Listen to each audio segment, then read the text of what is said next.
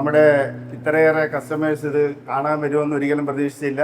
അത് തന്നെ വളരെ ഒരു സപ്പോർട്ടീവാണ്.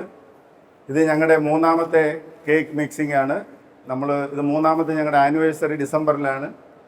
അപ്പോൾ അത് മുന്നോടിയായിട്ട് ചെയ്യുന്ന ഒരു കേക്ക് മിക്സാണ്. ഇത് ഏറ്റവും വലിയ ഒരു ക്രിസ്മസ് ട്രീ ആണ്. എനിക്ക് തോന്നുന്നു ഒരു 30,000ഓളം കേക്ക് ഉണ്ടാക്കാൻ പറ്റാവുന്നതാണ്. ബാക്കി ഡീറ്റെയിൽസ് എല്ലാം GM ഓൾറെഡി പറഞ്ഞിട്ടുണ്ട്.